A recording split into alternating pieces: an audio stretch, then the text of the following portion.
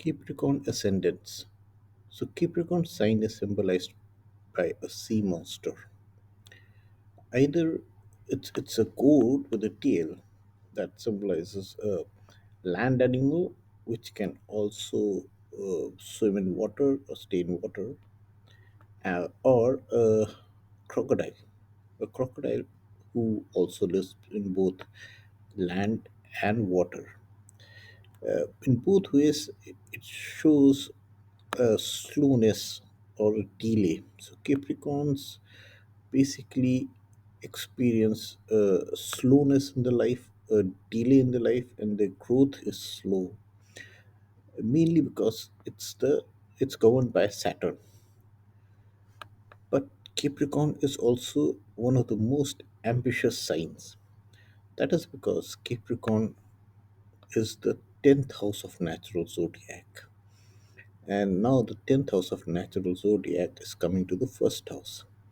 10th house is the midheaven, that's the top of the sky. That is where everyone wants to be, at the top. So Capricorns are very, very ambitious, and they are slow, but they want to be at the top. Secondly, if you look at Saturn in this ascendant, Saturn, which is the ascendant lord, it is exalted in the 10th house. This is also the case with Aries, where Mars is exalted in the 10th house, Mars being the ascendant lord. So, in both the cases, the ascendant lord is exalted in the 10th house, but the interpretations are different in both the cases. In case of Saturn being exalted in the 10th house, considering all the Saturnian characteristics, it shows ambitious ambitions. It shows reaching the top, but it also shows slowness and delays. Compare that to Aries, where Aries ascendant in a Aries ascendant chart when Mars is in the 10th house, it shows aggression and speed and power. That kind of a feature is there to reach the top, to win a battle. That's what the Aries characteristic is there. Furthermore, if we look at the Venus rules the fifth house, which is significator of gambling, and the 10th house, which is significator of karma. So, what does this mean? The gambling and the career, the karma, they blend together, and that makes uh, that makes the Capricorn people a bit of risk taker in their career. So they would uh, would risk things, and would be interested in risk taking risk to go up in the career. Although the risks will be very, very calculated, very slow and long term, but when they will go for the big shot, they generally succeed. Being a Saturnian sign, the progress is slow, late success, and there is a extreme hard work is needed. And hard work is needed at menial work. Menial means doesn't really mean a low level work, but it means that everything has to be started from scratch, brick by brick by brick.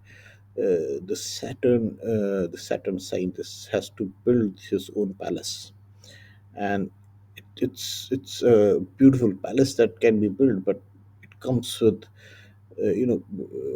brick and mortar has to be laid down by bare hands. So that is the symbol, that is the symbolism, that is a characteristics of Capricorn ascendant.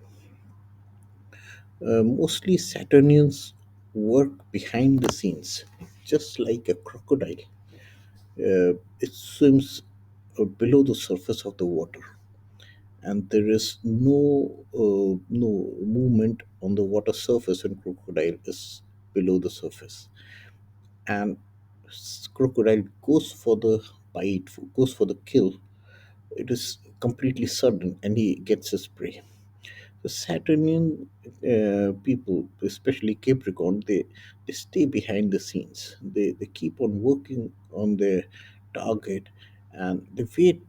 They can wait for quite a long time to get to the target, and they're very very patient. But when they go for when they go for the bite, when they go for the kill, it's almost certain that they'll get it.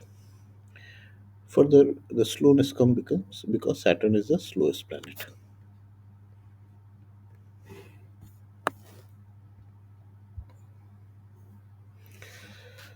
So, if you look at the fourth house, which denotes property, vehicles, and happiness, so Saturn in this chart is debilitated in fourth house.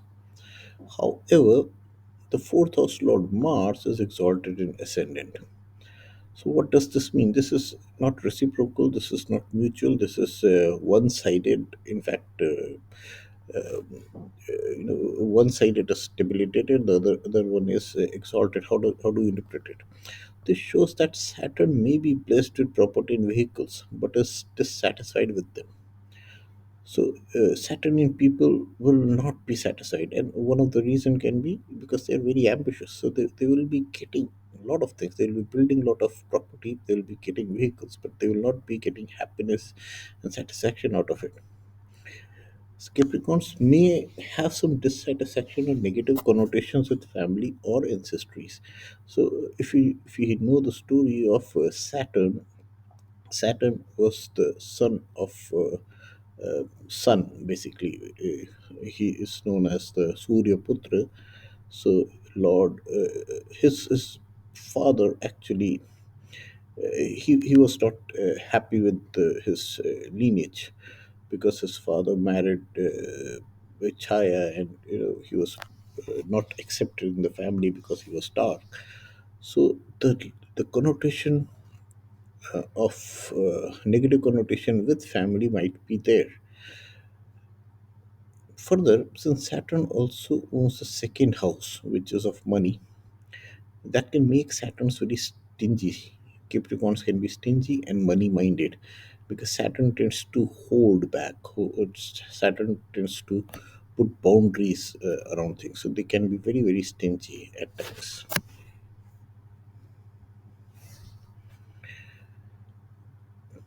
Further, if we look at Saturn, general tendency of the chart, this kind of Capricorn chart, is that the happiness level is slightly subdued. And if all other factors are also not supportive, like a difficult moon or a Jupiter, then they might get depressive tendencies also. They are the whole happiness level in the chart is. So if you look at the happiness level of the chart, Saturns are kind of the happiness level is subdued compared to others. The reason being that Jupiter, the planet of prosperity, owns two malefic houses, the house number 12 and 3. So Jupiter is basically owning a very bad place, and Jupiter is the sign of prosperity. So Jupiter's role in this chart is negative. It's going to hurt. And when Jupiter hurts, it creates depression. It creates lack of prosperity, lack of happiness. Secondly, Moon. Moon is owner of the seventh house, and Sun, which is the soul, is the lord of eighth house. So Moon becomes a Markesh. Seventh house is a Maraka house, and Sun becomes Ashtamish. And so both the mind and the soul are also not a favorable planet. So, so generally, there is a kind of a depressive, kind of saddening character, saddening, and lack of happiness creeps into this kind of personalities. However, Moon being beautiful, they might get very beautiful and loving wives, very nurturing, because Moon is being owner of seventh house, uh, gives you beautiful wives and nurturing kind of tendency. And The other good part is that Saturnians have very, very successful and rich children because the fifth house is Venus. So the children are very rich and successful, like Taurus. So Taurus, the second house, the natural second house, represents wealth, beauty, and that's what the children will be like. So these are the characteristics of Capricorn ascendants.